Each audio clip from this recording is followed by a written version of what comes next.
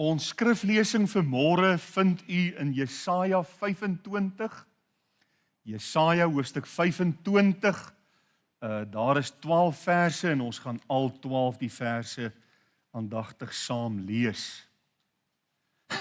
As jy kyk na die opskrif wat die vertalers vir ons hier geplaas het, dan staan daar die triomf, die groot heerlike oorwinning, né? En ons lees dan saam van vers 1 af. Nou is dit vir my so wonderlik, Ansie het nie geweet, help my as ek verkeerd is Ansie, jy het nie geweet ons gaan vanmôre uit Jesaja 25 preek nie. Ek het nie vir haar dit laat weet nie. En kyk wat 'n lied het sy vir die voorsang gekies. Die eerste vers wat ons saam lees, dit vir my so wonderlik, toe ons hier sit en ons sing dit en ek besef, dit is vanmôre deel van ons skriflesing, hoe wonderlik die Heilige Gees ook in 'n mens se hart goed kan lewendig maak. Jesaja 25 vers 1, Here, U is my God, U sal ek verhoog, U naam sal ek loof, want U het wonders gedoen. Raadsbesluite uit ver tye, waarheid en trou, want U het van 'n stad 'n hoop klippe gemaak, van 'n versterkte vesting 'n puinhoop. 'n paleis van vreemdes, dat dit geen stad meer is nie, vir ewig sal dit nie herbou word nie. Daarom sal 'n magtige volk U eer, die vesting van die tirannieke nasies U vrees. Want U was 'n vesting vir die arme, 'n vesting vir die behoeftige toe hy benoud was, 'n skuilplek teen stortreën, 'n skaduwee teen die hitte. Want die geblaas van die tiranne is soos 'n stortreën teen 'n muur. Soos hitte in 'n dor land het U die rumoer van vreemdes gedemp. Soos hitte deur die skaduwee van 'n wolk. Die triomfgesang van die tiranne moes verstom. En die Here van die leerskare sal op hierdie berg vir al die volke berei 'n maaltyd van vetspyse, 'n maaltyd van ou wyn, van vetspyse vol murg, van gesuiwerde ou wyn. En hy sal op hierdie berg vernietig die uitgespreide sluier wat al die volke omsluier en die omhulsel waarmee al die nasies bedek is. Hy sal die dood vir ewig vernietig en die Here sal die trane van alle aangesigte afvee. En hy sal die smaad van sy volk van die hele aarde af wegneem, want die Here het dit gespreek. En hulle sal in die dag sê, kyk, dit is ons God op wie ons gewag het, dat hy ons kan verlos. Dit is die Here op wie ons gewag het, laat ons juig en bly wees oor sy hulp. Want die hand van die Here sal rus op hierdie berg, maar Moab sal vertrap word op sy plek soos strooi vertrap word in die water van 'n miskuil. En as hy sy hande daarin uitsprei soos 'n swemmer dit uitsprei om te swem, dan sal hy sy trotsheid afdruk te gelyk met die kunsgrepe van sy hande.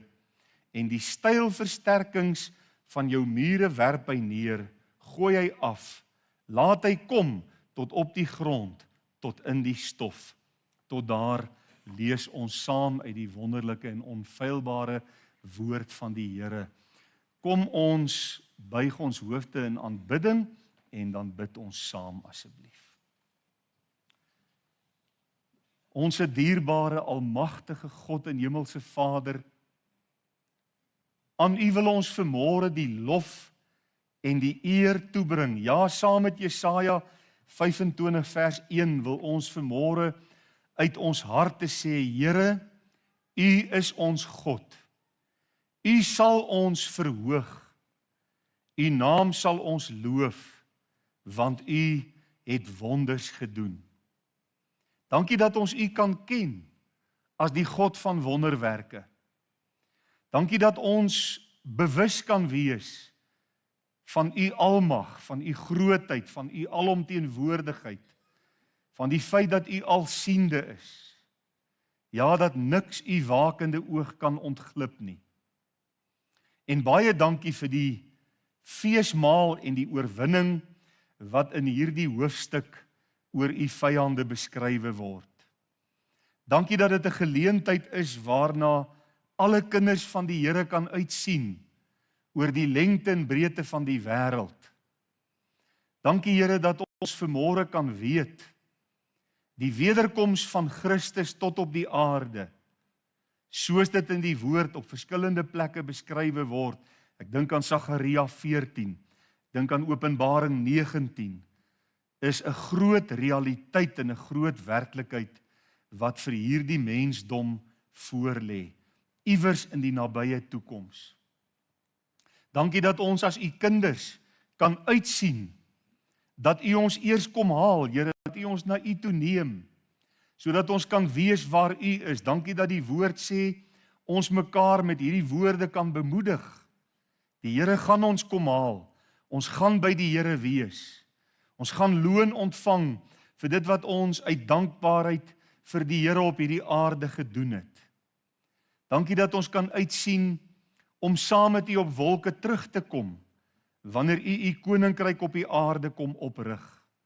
En dit wat hier in Jesaja 25 beskrywe word, dan ook in vervulling sal tree. Dankie vir 'n gemeente waaraan ons kan behoort en waar ons u kan dien en waar ons liefde vir u kan prakties kan kom uitleef en kan betoon. Dankie vir elke bediening in hierdie gemeente. Ons wil bid, Here, dat u elke bedieningsleier en elke lid van elke bediening sal salf en sal toerus en sal seën met die keur van u seëninge.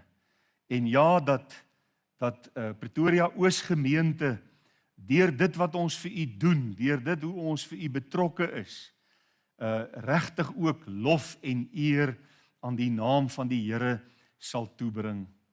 Dankie dat ons kan bid vir hulle wat krank is. Here, ek dink aan broer JP Pretorius, wat worstel met daardie been van hom, wat soveel pyn verduur. Ons bid vir hom, ons wil hom aan u opdra. Ons wil vra dat u met hom asseblief op 'n besondere manier sal wees. Ons bid vir Moekie wat môre moet ingaan vir daardie skandering, om te kyk en seker te maak dat daar nie kanker in haar liggaam is nie. En Here, u weet wat in haar gemoed op die oomblik aan die gang is. Ons wil vra dat u haar sal deurdra en as dit u wil is, dat haar liggaam heeltemal skoon sal wees. Vader, ons bid ook so vir broer Thys wat 'n operasie moet ondergaan, dat u vir hom 'n geleentheid sal skep en 'n moontlikheid sal maak dat hy kan ingaan terwyl hy baie pyn in sy rug verduur. Dan bid ons vir broer Callie. Vader, dankie dat ons hom net by vernuwing en volhardend vanmôre in gebed na u toe kan bring. Ons is nie moedeloos wanneer ons volhardend bid nie, want ons weet, Here, u sê dat ons met vrymoedigheid na u troon van genade kan kom. Daar vind ons barmhartigheid, daar verkry ons genade en daar word ons op die regte tyd, op u tyd gehelp. Dankie daarvoor. Ons bid vir hulle wat die week verjaar, dat u met elkeen van hulle ook sal wees en hulle baie ryklik sal seën. En dan wil ons nou vra dat u ook die verkondiging van u woord in ons harte sal seën en dit sal heilig. Ons vra dit in Jesus se dierbare en lieflike naam. Amen. Nou ja, die tema wat ek graag aan vanmôre se gedeelte wil gee, is die groot fees, die triomf, die oorwinningsfees, as ons dit so kan noem. En ek dink u sal met my saamstem, net die titel wat daar bo aan hierdie gedeelte geskrywe staan, maak dit eintlik vir ons almal baie opwindend.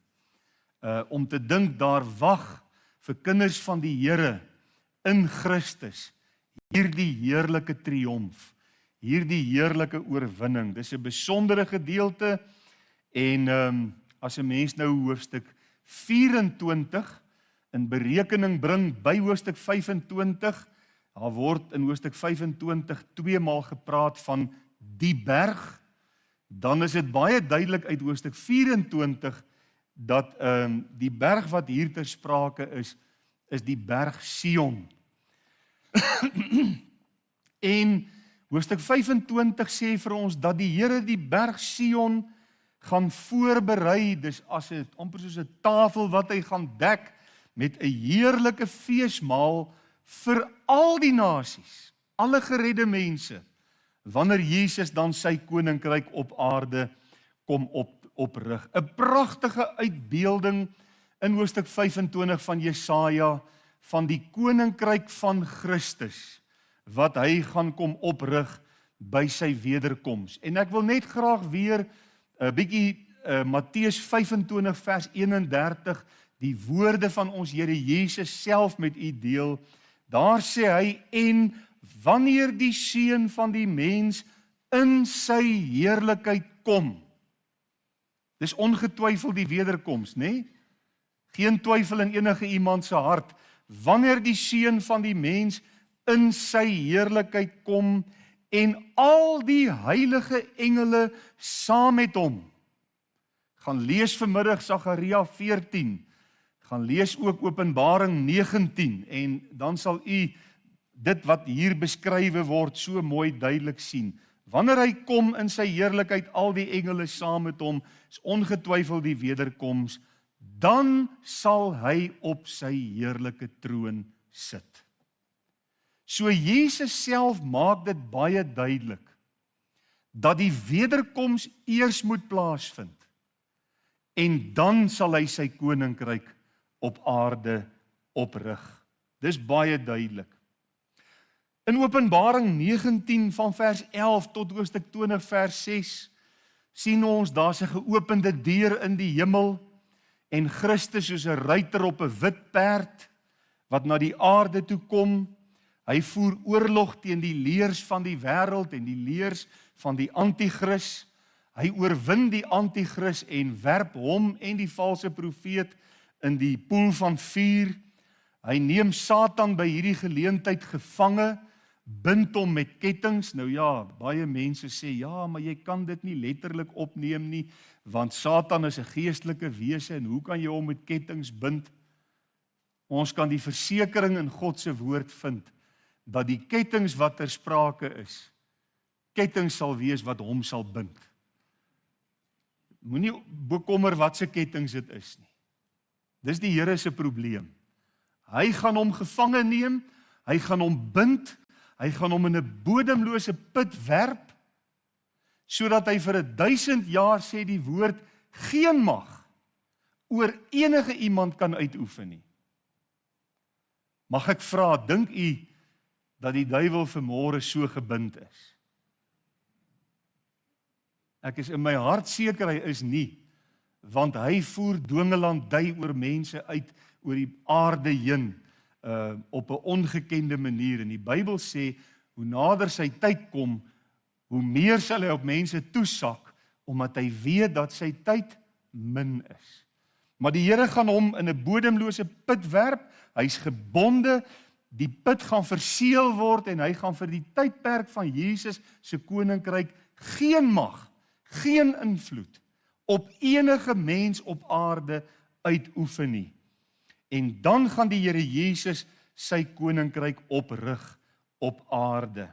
Nou ja, ons tema die groot fees, en kom ons ondersoek uit hierdie gedeelte wat die Here vir ons leer oor die groot fees wat vir kinders van die Here en ook vir die verloste Israel, want onthou, by die wederkoms sê Romeine 11, 19 en 11 vir ons, gaan Israel as volk gered word.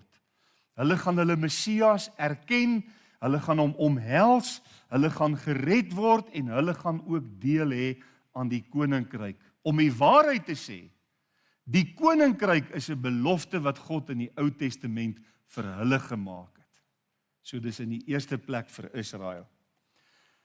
Die eerste gedagte waarna ons kyk is die plek van die fees. Waar gaan hierdie fees plaasvind? Nou in hoofstuk 24 vers 23 lees ons, want die Here van die leerskare sal regeer op die berg Sion en in Jerusalem, en voor sy oudstes sal daar heerlikheid wees. Ek dink is baie duidelik. Die Bybel sê op die berg Sion in Jerusalem gaan Jesus sy troon kom vestig. En dan praat hoofstuk 25 vers 6, as ons dit net kan lees, en die Here van die leerskare sal op hierdie berg vir al die volke berei 'n maaltyd, 'n fees van vetspyse. Nou ja, ons gaan nou daarby kom. Ek wil dit nou nie vooruit hardloop nie, maar kan jy sien, hoofstuk 24 vers 23 praat van die berg Sion, en dan praat hoofstuk 25 van hierdie berg. Nou wonder ek by myself, as u die woord die berg Sion hoor, watse berg kom in u gemoed op? Wat dink u, hoe lyk hierdie berg? Wie sou sê dit moet 'n baie indrukwekkende, groot, imposante berg wees? Wie dink dit moet 'n baie groot, majestueuse berg wees? Jy kan maar, nou is almal om hande op te steek. Dankie Karen. Goed. Kom ek wys vir u 'n foto van die berg Sion. Dis nie iets indrukwekkends geografies gesien nie. Maar dis nie waaroor dit gaan nie. Dis eintlik net 'n heuweltjie. Kan jy dit sien daar? Die berg Sion is net 'n heuweltjie. Dit is soos dit op die oomblik in Jerusalem lyk, en dit is deur al die eeue is dit die berg Sion waarvan daar gepraat is. Dis waar Abraham vir Isak geoffer het.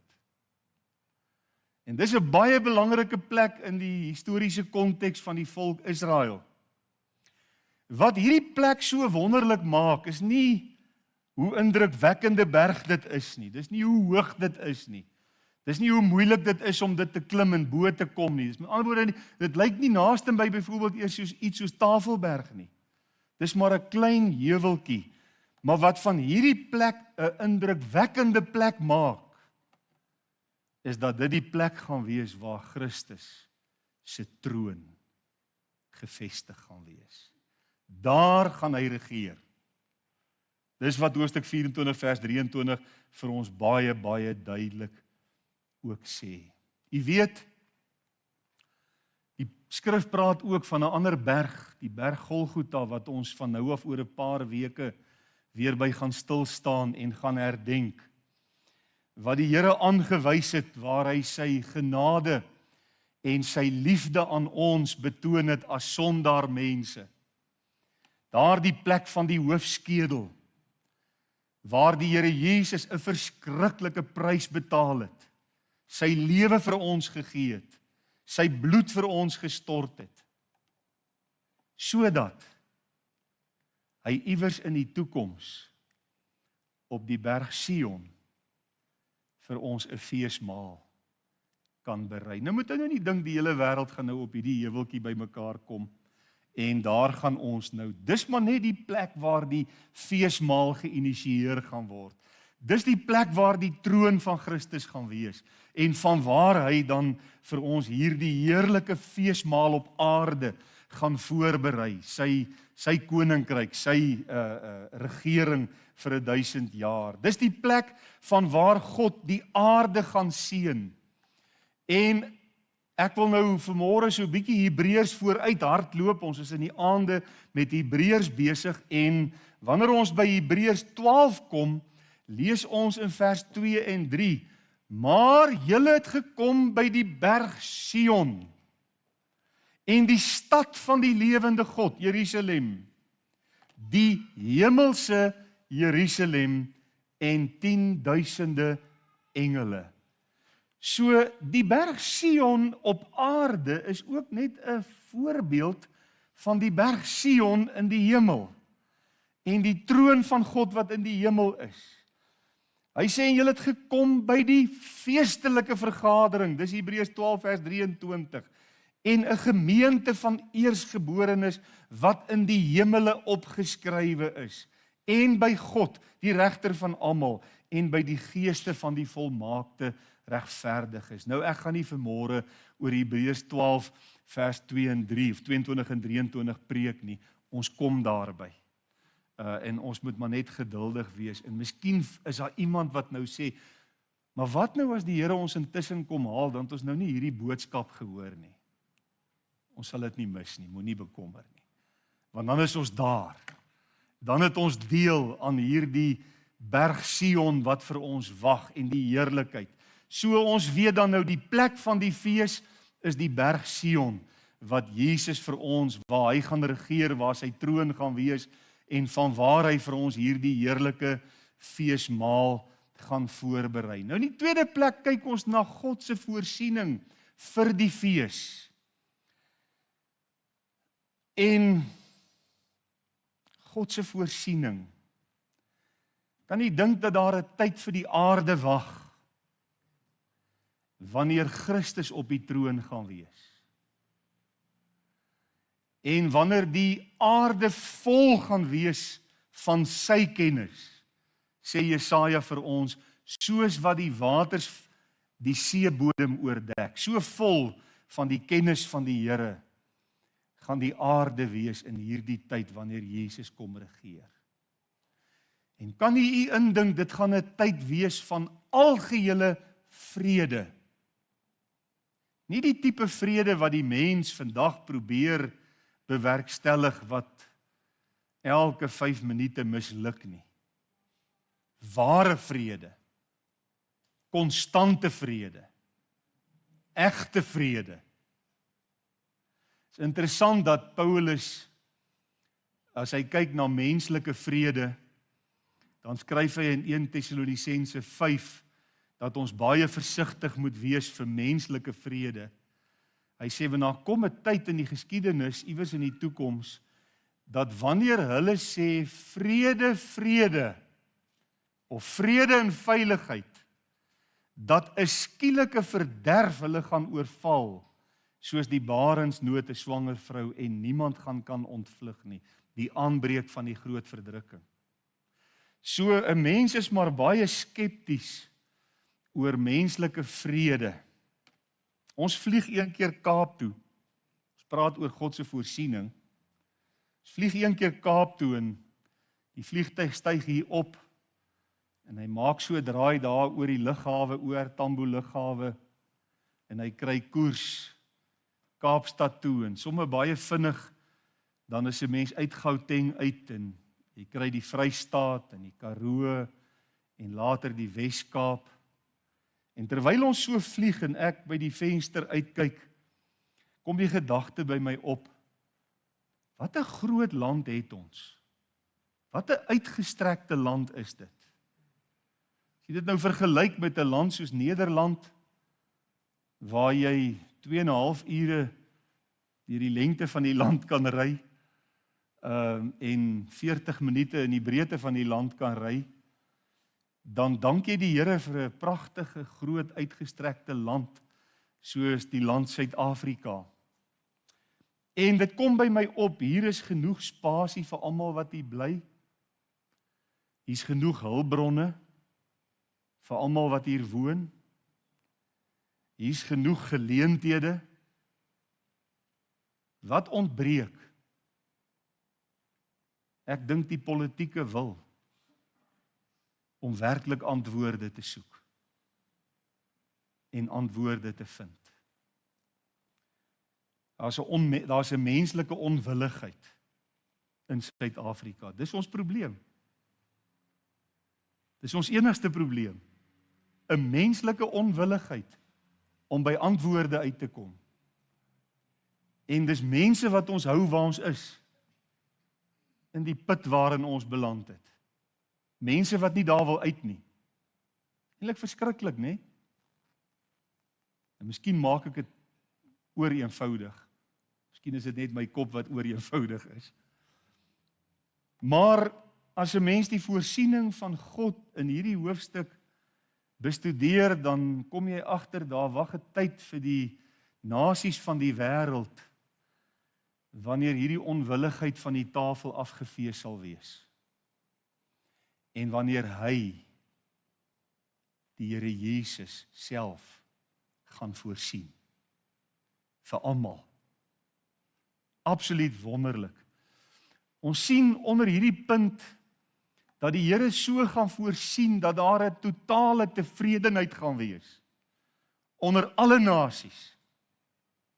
In vers 6 staan daar: berei 'n maaltyd van vetspyse, 'n maaltyd van ou wyn, van vetspyse vol murg, van gesuiwerde ou wyn. Nou ja, miskien is dit nie heeltemal in u smaak, dit wat hier beskrywe word nie, nê? Miskien is u nie so lief vir vetterige kosse nie. Hier staan nou 'n maaltyd van vetspyse. Nou dink ek nou aan die, ja, kom ons los dit. Kom ons vra eerder die vraag, waarvan spreek hierdie voedsel? Waarvan spreek dit? Dit in die konteks van die Bybelse tyd stel dit 'n fees van rykdom en oorvloed voor. Van versadiging, van genoegsaamheid, oorvloed. En ook 'n verskeidenheid, so smaaklik, so voedsaam en heerlik. En is dit nie so dat die vertroostinge wat ons in die evangelie van Christus, die blye boodskap van Christus vind, vir ons ook 'n bron van genietinge is? Nee, dit is so wonderlik om jou in Christus te versadig in dit wat hy vir ons te kom doen het. Maar daar wag vir die wêreld, vir die kinders van die Here in hierdie tyd en die volk Israel wat verlos is, wag daar vanuit hierdie heilige berg heerlike maaltyd. En dit gaan tevredenheid bring by almal wat daarin deel, algehele tevredenheid. Die tweede wat ons sien in God se voorsiening is, daar gaan 'n volle verstaan kom van die omvang en die heerlikheid van die verlossing wat Jesus vir ons teweeggebring het. Ons sien in vers 7, en hy sal op hierdie berg vernietig die uitgespreide sluier wat al die volke omsluier en die omhulsel waarmee al die nasies bedek is. Jy kan vir enige iemand vra wat graag die evangelie met mense deel. Hoeveel keer gebeur dit dat wanneer jy met iemand praat oor Jesus en oor die evangelie, dan kyk daai persoon jou so aan. En jy wag vir daai liggie om aan te gaan, maar daai liggie kom nie aan nie. Daar's 'n sluier. Daar's 'n omhulsel. As 'n mens kyk na die mense van ons land in die dag waarin ons lewe, dit lyk meer asof daar 'n pantser om ons gebou is, van dik pantserstaal. Dis asof die evangelie net nie wil deurdring na mense toe nie. En daar's net een manier om daai pantserstaal af te breek. En dis nie met plofstof of met 'n 10 pond hamer of met dinamiet of wat ook al nie. Dit gebeur op ons knieë wanneer ons bid vir kosbare siele. Wanneer ons die Here vra om daai omhulsel en daai sluier weg te neem, dat mense kan verstaan. Ek sê altyd vir mense, maak seker, die Engelse sê, make sure that you speak to God about people before you speak to people about God. Gebed breek daai omhulsel af. Daarom, as ons in die afkondiging sien, dis môre aand EE3, dan wil ek sommer almal oproep en sê môre aand 6:30, bid vir 3:30 vir die redding van siele. Bid vir die EE3 spanne wat uitbeweeg en die kontakte wat hulle het. Maar hoe wonderlik om te weet, die Here sal op hierdie berg vernietig die uitgespreide sluier wat al die volke omsluier. Daai ding wat mense vandag so blind maak vir die evangelie. en die omhulsel waarmee al die nasies bedek is, gaan vernietig word. En dit beteken om heeltemal, algeheel tot niet te maak. Die Here gaan dit verdelg, hy gaan daarvan ontslaa raak. Daar gaan nie meer 'n ding soos 'n sluier wees, wat mense se oë toemaak, dat hulle die evangelie nie kan verstaan nie. Alle onduidelikheid, alle onsekerheid, alle dinge van die evangelie wat mense nie kon snap nie, gaan uit die weg geruim word, gaan weggeneem word. En dit gebeur van die berg Sion af, vanuit die troon van Christus, wanneer hy sy troon kom oprig. Ek wil net vir u lees 2 Korintiërs 3 vers 15 tot 18, pragtige woorde. Daar staan, ja, dit gaan oor die volk Israel, ja, tot vandag toe, wanneer Moses gelees word, lê daar 'n bedekking oor hulle hart. Maar wanneer hulle tot die Here bekeer is, dan word die bedekking weggeneem. Die Here is die Gees, en waar die Gees van die Here is, daar is vryheid. En terwyl ons almal met onbedekte gesig, praat van kinders van die Here, mense wat gered is, wat die sluier van weggeneem is, terwyl ons almal met onbedekte gesig, soos in 'n spieël, die heerlikheid van die Here aanskou, word ons van gedaante verander na dieselfde beeld van heerlikheid tot heerlikheid as deur die Here wat die Gees is. Is dit nie mooi nie? 'n Kind van God wat met die Bybel besig is en die sluier is weg. As jy met die woord van God besig is, dan verander die Here jou voortdurend van heerlikheid na heerlikheid. Jy word al meer soos die Here Jesus. Die derde voorsiening wat God gaan maak van die berg Sion af by hierdie feesmaal, is dat hy die mag van die dood geheel en al gaan vernietig. Vers 8 sê, hy sal die dood vir ewig vernietig. Dis bemoedigende woorde. Dis wonderlike woorde om aan te hoor, dat die mag van die dood vir ewig vernietig sal wees. Ja, deur sy dood aan die kruis, het Christus reeds die prys betaal, om die mag van die dood te vernietig, en om die dood te oorwin. Daarom het ons vandag 'n belofte, dat almal wat in Christus is, sal lewe, al het ons ook gesterwe. Maar die probleem wat ons op aarde het, is dat ons nog steeds almal die dood in die oë moet staar. Ons almal moet een of ander tyd sterf. Ons liggame kan nie vir ewig lewe nie. Na die sondeval het ons liggame sterflik geword. Maar hier sê die Here dat hy die dood vir ewig gaan vernietig. Met ander woorde, van hier af sal daar nie meer iets soos die dood wees nie. Wonderlik om dit te weet. Hebreërs 2 vers 14 sê, aangesien die kinders, die mens ons, dan vlees en bloed deelagtig is, vat bietjie aan jouself, kyk na jouself, sê, dis vlees en bloed hierdie, moes hy, Jesus, dit ook op dieselfde manier deelagtig word.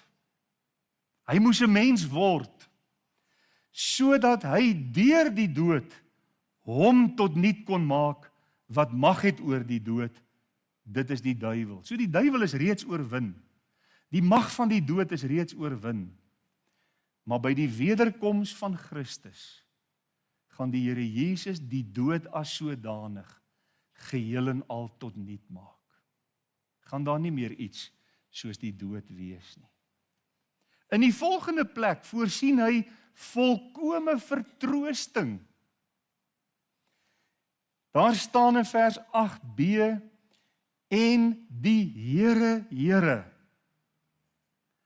Nou in die Hebreëus is dit Adonai Yahweh. Adonai wat beteken die oppergesag, die soewereine God. Dis wie Adonai is. En Jahwe beteken die verbondsgod, wat 'n verbond met ons kom sluit het, wat gesê het, ek wil vir julle 'n God wees, julle moet vir my seuns en dogters wees. Die oppergesag en die een wat homself met ons kom verbind het, die Here, sal die trane van alle aangesigte afvee. En weet jy wat? Die bedoeling is, sodat daar nooit weer 'n traan op 'n gesig sal verskyn nie.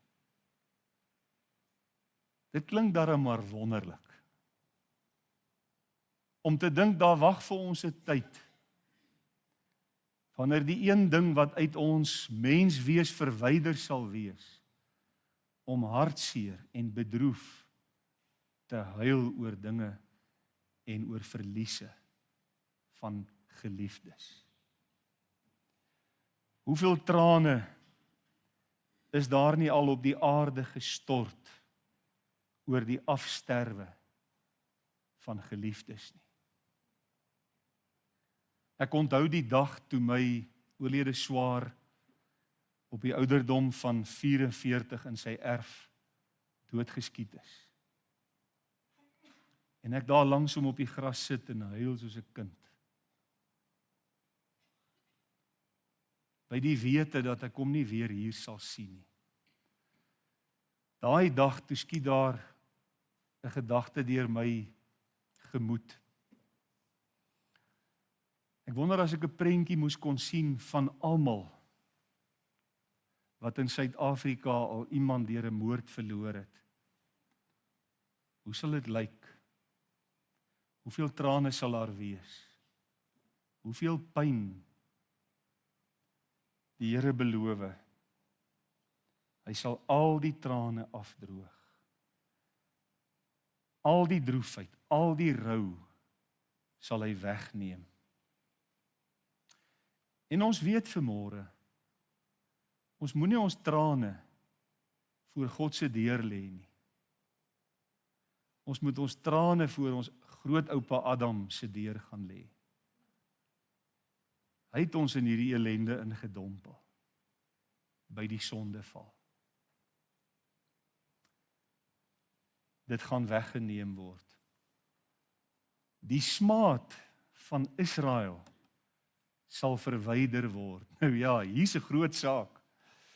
Vers 8b sê, en hy sal die smaad van sy volk van die hele aarde af wegneem. Wat beteken hierdie groot Afrikaanse, ou Afrikaanse woord smaad? Dit beteken 'n sterk minagting, 'n haat. En nie weet deur die eeue heen is Israel geminag en gehaat. En ons beleef in die tyd waarin ons leef dat die haat teen hulle weer opnuut opvlam. Ons beleef dit in ons eie land. Hoe dat die haat teen Israel opvlam. Ek gaan nie eers al die antisemitiese gebeure in die geskiedenis vanmôre noem nie. Maar van keiser Tiberius af in 19 na Christus, regdeur tot waar ons vandag is daar 'n haat teen Israel en dit word aangevuur en dit word opgevlam deur die duiwel self. Die Here sê, hy sal die smaad van sy volk van die hele aarde af wegneem. By die wederkoms, wanneer Christus sy troon op die berg Sion kom vestig. En dan is nou 1-2 hoofgedagtes en daar's nou so 5 subgedagtes onder punt 2, maar die derde hoofgedagte waarmee ons afsluit is die heerlikheid van ons verlossing gaan gevier word. Vers 9. Hulle sal in die dag sê, kyk, dit is ons God op wie ons gewag het, dat hy ons kan verlos. Dit is die Here op wie ons gewag het. Laat ons juig en bly wees oor sy hulp. Gaan lees bietjie vanmiddag Romeine 9, 10 en 11. En dan gaan jy sien dat daar staan in Romeine 11, ek reken dis Romeine 11, dat die verharding nie vir altyd oor Israel gekom het nie, maar net totdat die volheid van die heidene ingegaan het. Dan gaan die verlosser uit Sion kom en die hele Israel gaan gered word. Romeine 11:25 as ek reg onthou. So by die fees gaan die volk Israel in die besonder die Messias wat hulle al die eeue lank verwerp het, daar by die kruis uitgeroep het, kruisig hom. Vir duisende jare niks met hom te doen wou gehad het nie, gaan hulle hom as hulle verlosser ontvang en erken en omhels. En daar gaan 'n nasionale bekering plaasvind van die hele volk Israel. En hulle gaan so bly wees oor hulle verlossing. Hulle gaan in die dag sê, kyk, dit is ons God, op wie ons gewag het. Hoe tragies is dit, as jy vandag by die klaagmuur gaan staan, en hulle rol daai gebedsversoeke op, en hulle druk dit in die skeertjies in, daar's letterlik seker miljoene briefies, daar in die klaagmuur ingedruk. En ek vra vir die een, ortodokse Jood, wat langs my by die klaagmuur staan, ek sê, verskoon my meneer, kan ek jou iets vra? En baie beleefd, ja, seker. Waarvoor bid julle by die muur? Vra ek hom. Hy sê ons bid vir twee goed. Ons bid vir ons Messias om te kom, en hulle weet nie dis Jesus nie. Of hulle erken nie dis Jesus nie. En ons bid vir die Heilige Gees om oor ons uitgestort te word. Dis die twee goed waarvoor die Israeliete vandag by die klaagmuur staan en bid en die Here voorsmeek. As hulle net geweet het hoe naby is die oomblik, glo ek, dat hulle Messias gaan ontmoet. Hoekom is hulle terug in hulle land? Na 2000 jaar wat hulle weg was. Vir hierdie rede. Hulle moet nou deur die groot verdrukking 7 jaar lank gaan. Hulle moet die anti-kris aanvaar as hulle vredevors. En dan moet hulle in die middel van die verdrukking besef, nou het ons 'n groot fout begaan. Hierdie is die valse Christus. En dan gaan hulle oë oop. En dan begin hulle voorberei in die tweede helfte van die verdrukking. Dis hoekom die Ou Testament ook die groot verdrukking die tyd van Jakob se benoudheid noem. Dis hulle louteringsproses. En aan die einde van die verdrukking, wanneer Christus op die wolke kom, al sy heiliges saam met hom, die wie hy reeds kom haal het, dan omhels hulle hom. En dan word hierdie woorde waar, in die dag sal hulle sê, kyk, dit is ons God op wie ons gehoop het. Daar wag 'n groot fees vir Israel in die eerste plek, maar ook vir elke kind van God, want ons gaan deel hierin. Ons gaan hierby betrokke wees. Die plek van waar die fees gereël en georkestreer word, is die berg Sion, vanuit die troon van Christus.